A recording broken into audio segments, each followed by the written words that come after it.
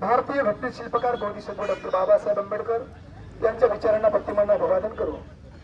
आज या टाकळगाव ग्रामीण गावामध्ये 20 मार्च 1927 ला डॉक्टर बाबासाहेब आंबेडकरांनी 14 तळ्याचा सत्याग्रह केला आणि या 20 मार्च 2026 रोज पासून या ठिकाणी जी रॅली टाकळघाट इथे काय नेमकं चाललंय याच्या बाबतीत इतंभूत माहिती घेऊन त्या ठिकाणाहून ही रॅली निघलेली आहे, नागपूर पर्यंत पोहोचली आहे आणि नागपूर मधून आज टाकळघाट पर्यंत पोहोचली आहे. ही रॅली एका इथूनच निघली तिथूनच निघली असं नाही, तर ही 20 मार्च रोजी या विषयावर चर्चा होऊन ही रॅली निघलेली आहे. वेगवेगळ्या संघटनेचा जाहीर पाठिंबा आहे आणि ही रॅली या इथे टाकळघाट मध्ये आल्यानंतर आम्हाला दिसतंय की पोलीस प्रशासन काय करतंय आणि उपासक आमचे बांधव बौद्ध भगिनी इतर सर्व गावातील प्रतिष्ठित नागरिक व महिला मंडळ आमच्याकडे टकमक बघतोय. पण नेमकं झालं तरी काय, इथे कुणाची गलती आहे की गलती नाही हे आम्ही पहिल्यांदा तपासणी केली पाहिजे. दुसरी गोष्ट अशी आहे, टाकळघाटच्या बुद्ध विहारामध्ये त्या बाजूला असलेले इत्तू बाबा, त्या इत्तू बाबाची मूर्ती आहे, सुंदर आहे, छान आहे. आपल्याला त्यामध्ये उतरायचं नाही, आपल्याला मान्य नाही, ठीक आहे. परंतु संपूर्ण विश्वाला शांतीचा संदेश देणारे महाकारुणी तथागत भगवान गौतम बुद्ध यांची फोटो डॉक्टर बाबासाहेब आंबेडकर 32 डिग्र्यांचा बाप होता. इथे माणसालाच नाही, माणसाने माणसाशी माणसासारखं वागलं पाहिजे, म्हणून माणसाने माणसाशी माणसासारखं वागलं पाहिजे. हे हीन दर्जा उच्चवर्णीय सर्वच काय म्हणतात त्याला जाती येता धर्म पंथ पाळणाऱ्या सर्वांना एका गाठोड्यात बांधलं. त्याचं नाव आहे, त्या गाठोड्याचं नाव आहे संविधान. त्या गाठोड्याचं नाव आहे संविधान. या संविधानामुळेच आम्ही रोडही सुरक्षित चालत असेल, आमची आई बहीण ताई भाऊ दादा स्वाभिमानाने जर जगत असेल, शिकत असेल, पहिल्या वर्गापासून तर ग्रॅज्युएशन पर्यंत शिकत असेल, तर ते डॉक्टर बाबासाहेब आंबेडकरच्या संविधानाचे उपकार आहेत. दुसरी गोष्ट, माझी आई ताई शिकण्याचा हक्क आणि अधिकार नव्हता. शिकण्याचा अहो इथे जात पात धर्मपंथ नाही, इथे जात पात धर्मपंथ नाही, तर प्रत्येकाला शिकण्याचा अधिकार हक्क हे डॉक्टर बाबासाहेब आंबेडकरांनी दिला. आज तुम्ही डिग्र्या वर्ध्या घालून आहात, तरी प्रशासनाचे प्रत्येक अधिकारी, माझी आई असेल, पंतप्रधान असेल, मंत्री असेल, ग्रामीणचा सरपंच असेल, अन्य सगळे कलेक्टर बॅरिस्टर मिनिस्टर जर बसले असतील कुणामुळे, डॉक्टर बाबासाहेब आंबेडकरांमुळे. आज माझी बहीण जर नोकरी करत असेल कुणामुळे, साहेब तुम्ही वरती घातली कुणामुळे, जे साहेब इथं एक माणूस काहीतरी नारा देऊन गेला, तो साहेब हसत होता, मी त्यांच्या चेहऱ्याकडे पाहिलं, तो नारा दिला, तो हसत होता, हसण्याच्या लायक तो बोलला का? का बरं? आमच्यामध्ये आम्ही तर कोणाला काही बोललोच नाही ना. इथे आम्ही भगवान बुद्धाचे अनुयायी आहोत, आम्ही शांत प्रिय, कुणाला काही शिव्या घातल्या का? नाही. का बरं तो बोलला? त्याच्यावर आक्षेप तुमच्या एवढ्या टोप्या आहेत. तुम्ही स्वाभिमानानं झाले का? कॅश देऊन अधिकारी बनले, शिक्षण शिकून नाही बनले का? तुम्हाला हक्क नाही का? तुम्ही कोणती ड्युटी करता सांगा ना. हे बोलणे मला उचित नाही, हे मला बोलणे उचित नाही, पण कायद्यात बसतोय म्हणून बोलतोय का? तो बोलून जातोय, तुम्ही तिकडे पाहून हसता, आम्ही इकडे काय म्हणायचं? बोलणाऱ्याला बोल द्या. काय चाललंय या टाकळघाट मध्ये? काय चाललंय? ज्या महाकारुणी तथागत भगवान बुद्धाची मूर्ती फोटो, ज्या डॉक्टर बाबासाहेब आंबेडकरांचा फोटो, इत्तू बाबा काय आहेत त्यांची पूर्ण हिस्ट्री माहित आहे, परंतु आम्हाला त्याच्यात बोलायचं नाही. जे श्रद्धावान आहेत त्यांचं दर्शन घ्यावं, आमचं काही म्हणणं नाही, आमचं काही म्हणणं नाही. ते डॉक्टर बाबासाहेब आंबेडकरांनी मानवालाच नाही तर प्राण्याला सुद्धा स्वाभिमानाचा जगण्याचा अधिकार डॉक्टर बाबासाहेब आंबेडकरांनी संविधानाच्या माध्यमातून दिला. नाहीतर आज प्राणी जिवंत राहिले असते. अरे प्राण्यालाच नाही मानवालाच नाही तर हे झाड जरी जिवंत असेल, याला जरी संरक्षण दिलं असेल तर डॉक्टर बाबासाहेब आंबेडकरांनी दिलं. हे तुम्हाला नाकारता येणार नाही. झाड तोडून बघा, हेच अधिकारी तुम्हाला येऊन उचलतील ना.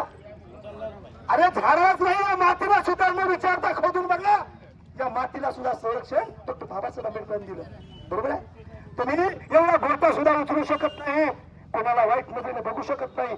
या सगळ्यांचा हक्क अधिकार देता कोण असेल तर डॉक्टर बाबासाहेब आंबेडकरांनी दिलेलं संविधान आहे. आणि ते जातपात धर्मपंथ नाही. जातपातीबद्दल बोलणं बरोबर नाही का. सर्वांना समानतेचा हक्क आणि अधिकार डॉक्टर बाबासाहेब आंबेडकरांनी दिला. आणि या टाकाघाटीतील बौद्ध विहारातील समितीचे पदाधिकारी यांना तरी कळलं नाही का की हा इक्तू बाबाचा फोटो आहे, ठीक आहे बाबा, मूर्ती आहे, अजून चांगली गोष्ट आहे. तुम्ही तुमची भावना, तुमची जे अर्चना, पूजा अर्चा काय करायचं ते करा, आमचं काही म्हणणं नाही. परंतु ते मूर्ती वर आहे आणि त्यांच्या खाली ज्यांनी सगळ्या जगाला शांतीचा संदेश दिला, डॉक्टर बाबासाहेब आंबेडकरांनी सगळ्याला वागण्याचा, जगण्याचा अधिकार दिला, शिक्षणाचा अधिकार दिला, आम्ही स्वाभिमानानं जगतो. आणि त्यांचा फोटो खाली या बाबाची कारकिर्दी काय आहे, बाबा किती श्रेष्ठ आहेत आणि किती उच्च दर्जाचे आहेत, किती शिक्षण घेतलंय. आणि त्यांच्या आम्हाला भावना दुखवायच्या नाही, त्यांचे असो त्यांच्या पद्धतीने त्यांचे श्रद्धावान असतील, त्यांची अर्चा करावी, पूजा करावी. परंतु त्या ठिकाणच्या इत्तू बाबाची मूर्ती, त्या खाली असलेले गौतम बुद्धाची फोटो, डॉक्टर बाबासाहेब आंबेडकरांची फोटो, ते समितीने लक्षात घेऊन पोलीस प्रशासनाने तिथे सांगायचं आहे, पोलीस प्रशासनाने तिथे सांगायचं आहे, आम्हालाही सहकार्य करा, त्यांनाही सहकार्य करा.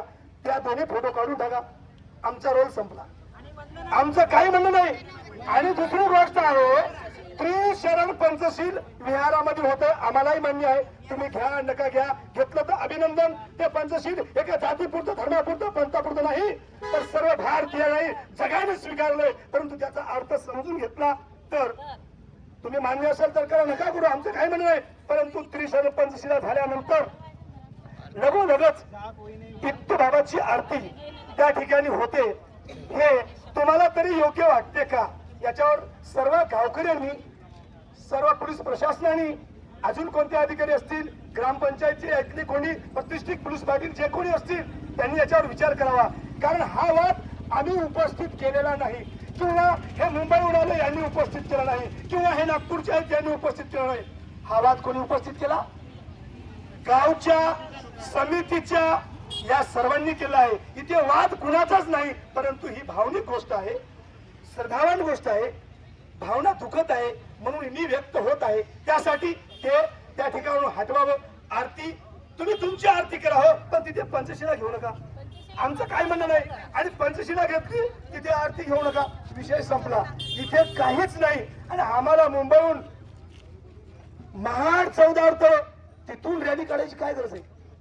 हे चुका गावामध्ये झाल्या, तुमच्या ग्रामीण मध्ये झाल्या, ह्या तुम्ही दुरुस्त करा, आमचा काही रोल नाही, बाकी काहीच नाही. आम्ही काय हत्यार घेऊन नाही आलो, आम्हाला काही भानगडी करायचे नाहीत. शांतीप्रिय लोक आहात, सगळे उपासक उपासिक आहेत.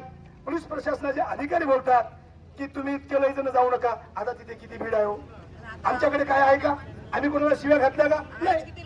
अहो शांतता प्रिय वागणारी मंडळी आहे आणि तिथे जाऊन काय धिंगाणा घालणार आहेत का, नाही.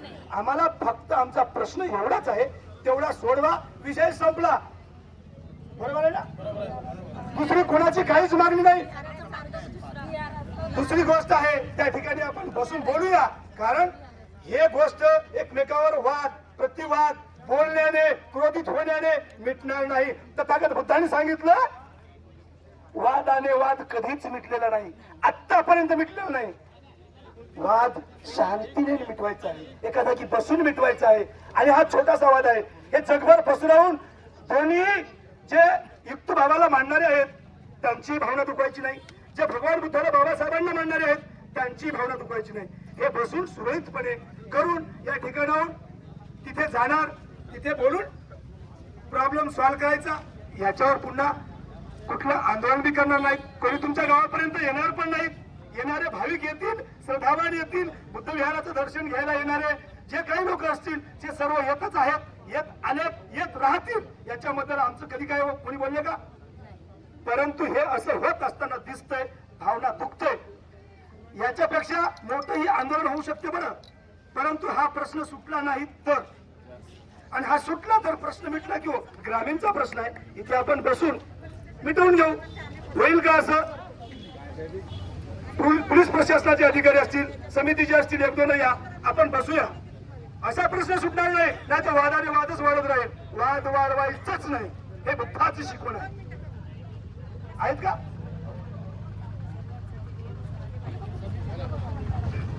नाही ना. जे ज्या टाका घाट येथील बुद्धविहार आणि तुकोबाचं मंदिर आहे.